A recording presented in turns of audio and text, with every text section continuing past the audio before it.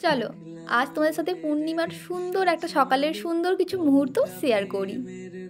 তো hello everyone, আমি রিমা। আমার নতুন একটা ব্লগে তোমাদের সবাইকে জানাই অনেক ওয়েলকাম। আজকের ব্লগটা শুরু করছি একদম সকাল থেকে। অন্যান্য দিন আমি ঘুম থেকে উঠি 8টা সাড়ে 8টার দিকে, তবে আজ একটু তাড়াতাড়ি উঠে পড়েছি। এখন ওই 6টা মতো বাজে। আসলে আজ হলো পূর্ণিমা, আর প্রতি পূর্ণিমাতেই আমাদের বাড়িতে পুজো হয়। যেহেতু আজকেও পুজো হবে, তাড়াতাড়ি উঠে পড়েছি। অন্যান্য দিন 8টা সাড়ে 8টা পেরিয়ে যায়, তাও কিছুতেই ঘুম ভাঙতে যায় না। অথচ জানি না কেন আমার কোথাও যাওয়ার থাকলে বা বাড়িতে কোনো কাজ থাকলে না, খুব তাড়াতাড়ি ঘুম ভেঙে যায়। কাউকে ডাকারও প্রয়োজন হয় না, আর অ্যালার্মও দিতে লাগে না। তো আমি ঘুম থেকে উঠে প্রথমে বিছানাটা গুছিয়ে নিচ্ছি। আর এখন কি যে ওয়েদার, ব্ল্যাঙ্কেট গায়ে দিলে লাগে গরম, আর পা চালালে লাগে ঠান্ডা। কি জ্বালা বলো তো। সেই জন্য আমি কী করি জানো, ফ্যান চালিয়ে ব্ল্যাঙ্কেট গায়ে দিয়ে ঘুমোই। এতে না ঠান্ডা গরম ব্যাপারটা প্লিজ ব্যালেন্স হয়ে যায়।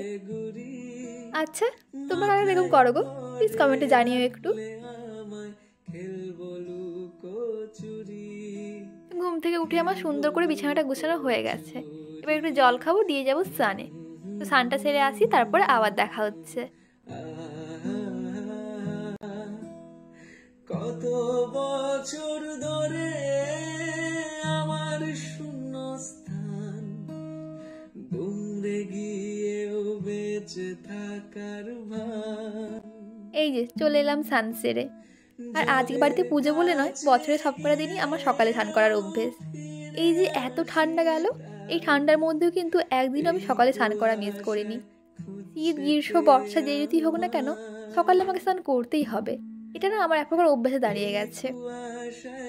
তো স্নান সেরে এসে এখন হালকা একটু স্কিন কেয়ার করে নিচ্ছি। আর আমার স্কিন কেয়ার মানে তো ওই একটু সানস্ক্রিন বা ময়শ্চারাইজার। আর দেখো, কালকে না আমার একটা নখ ভেঙে গেছে। নখ আমার খুব পছন্দের জিনিস, অনেক শখ করে নখ রাখি। আর এই শখের জিনিসগুলো ভেঙে গেলে না বড্ড কষ্ট পাই। যারা আমার মতো বড় নখ রাখতে ভালোবাসো, তারা আশা করি কষ্টটা বুঝবে যে নখ ভেঙে গেলে কতটা খারাপ লাগে।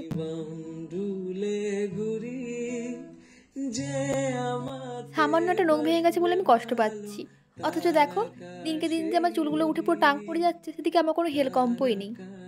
আর আমার তো এখন যে পরিমাণে চুলটা শুরু হয়েছে, তাতে তো মনে হচ্ছে খুব তাড়াতাড়ি আমার অবস্থায় ছোট ভীম কার্টুনের রাজুর মতো হয়ে যাবে।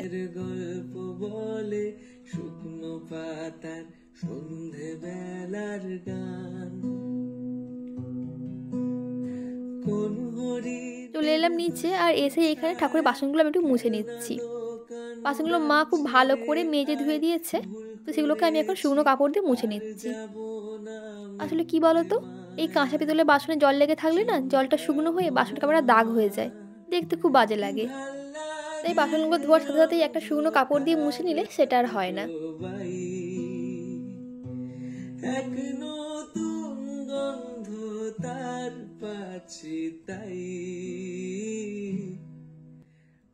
এই যে দেখো, আমার সবকটা বাসন সুন্দর করে মোছা হয়ে গেছে। এবার আমি পুজোর ফুলগুলোকে সাজির মধ্যে রেখে দিচ্ছি। মা এখানে পুজোর জন্য গাঁদা ফুল কিনে এনেছে, তবে গাঁদা ফুল আমার একটুও পছন্দ নয়, কারণ গাঁদা ফুলে লেদা পোকা থাকে, আর লেদা পোকাকে আমি বড্ড ভয় পাই। সেই ছোট্টবেলা থেকে এখনো পর্যন্ত লেদা পোকার প্রতি আমার প্রচণ্ড ভয়। আমি কখনো সেজন্য গাঁদা ফুলে হাত দিই না। এমনকি কিছু কিছু সবজি যাতে লেদা পোকা থাকে, যেমন বেগুন, ফুলকপি, বিভিন্ন শাক, এগুলোতেও আমি হাত দিই না। রান্না করলে হয়তো এগুলো মাকেই কাটতে দিই। তোমরা শুনে হয়তো অবাক হচ্ছ, কিন্তু এটাই সত্যি। পৃথিবীতে আমি সব থেকে বেশি ভয় পাই লেদা পোকাকেই। তো যাই হোক, লেদা পোকা গল্প করতে করতে দেখো এখানে আমার একটা গোটা নারকেল কোরানো হয়ে গেল। এবার আমি নারকেলটাকে দুভাগে ভাগ করে নিচ্ছি।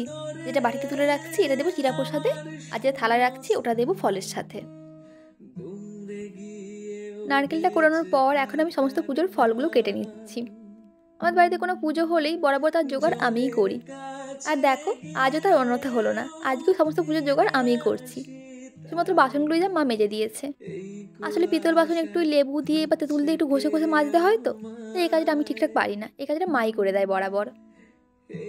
আর এই সমস্ত পুজোর কাজকর্ম করতে না আমার ভীষণ ভালো লাগে।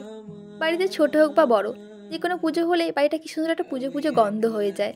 আর এই পুজোর পরিবেশটা আমার খুব ভালো লাগে। আর তার থেকেও ভালো লাগে পুজোর এই সমস্ত কাজ করতে। তো দেখো, গল্প করতে করতে কিন্তু পুজোর সবকটা ফল কাটা হয়ে গেছে। দাঁড়াও, এই ফলের খোসাগুলোকে এখন বাইরে ফেলে দিয়ে আসি। আমি বাউন্ডুলে ঘুরি। এই যে দেখো প্লেটটা কি সুন্দর লাগছে দেখতে, তাই না? আর এই লাল চিটা দেওয়ার ফলে যেন প্লেটের সৌন্দর্যটা আরো বেড়ে গিয়েছে। বাউন্ডুলে ঘুরি, যে আমাকে বাসবে ভালো, তার আকাশে উড়ি, তার আকাশে উড়ি। আমি বৃষ্টির এই যে দেখো আমি সবকিছুকে মন্দিরে রেখে দিয়েছি। তবে আমাদের মন্দিরটা না খুবই ছোট, সবকিছু সুন্দর করে সাজিয়ে গুছিয়ে রাখতে পারি না। তাও ছোট জায়গা আমার যতটা সম্ভব হয়েছে সুন্দর করে রেখেছি। আসলে কথাতেই তো আছে, আগে দর্শনধারী তারপর গুণ বিচারি। সবটা সুন্দর করে সাজিয়ে গুছিয়ে না করলে হয় বলো? আর এই যে আসনটা দেখছো, এই আসনটা না আমার হাতে বোনা। লকডাউনের সময় এই আসনটা আমি বুনেছিলাম।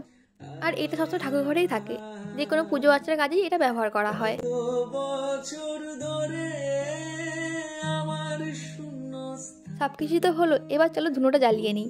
আর দেখো তোমার সাথে আজ একটা দারুণ জিনিস শেয়ার করছি। এটা হলো সাইকেল রিদমের নৈবেদ্য। আসলে এটা হলো ধূপ আর ধুনো একসাথে, এটা 2 in 1। এর বাইরেটা যে দেখছো, বাইরেটা হলো ধূপ আর এর ভেতরে রয়েছে ধুনো।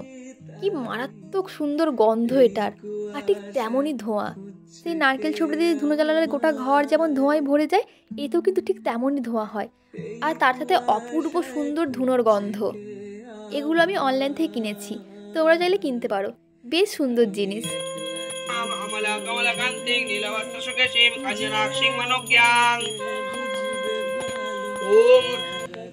পুজো হয়ে যাওয়ার পর এখন আমি গোটা ঘরে ধুনো দেখিয়ে দিচ্ছি। এতে না ঘরগুলো কি সুন্দর ধোঁয়া আর সুগন্ধে ভরে যায়, তাই এই কাজটা করতে আমার বেশ ভালো লাগে। যে আমাকে বাসবে ভালো, তার আকাশে উড়ি, তার আকাশে উড়ি। আমি বৃষ্টির সে ঘুরি, মাথায় করে রাখলে আমায়, খেলবো লুকোচুরি, খেলবো লুকোচুরি। গোটা ঘরে ধুনো দেখানোর পর এখন বসে পড়েছি প্রসাদ খেতে। তো চলো আমি এখন প্রসাদ খাই। আর প্রসাদ খেতে খেতে আজকের ভিডিওটা এখানে শেষ করছি। ভিডিওটা কেমন লাগলো অবশ্যই কমেন্টে জানিও। যদি ভালো লেগে থাকে একটা লাইক করে দিও। আর এরকম আর ডেইলি ব্লগ দেখার জন্য আমার চ্যানেলটা সাবস্ক্রাইব করে নিও। দেখা হচ্ছে খুব তাড়াতাড়ি অন্য কোনো ভিডিওতে। তখন সকলে ভালো থেকো, সুস্থ থেকো, টাটা। দূরে গিয়েও বেঁচে থাকার ভান, জলের কাছে গিয়ে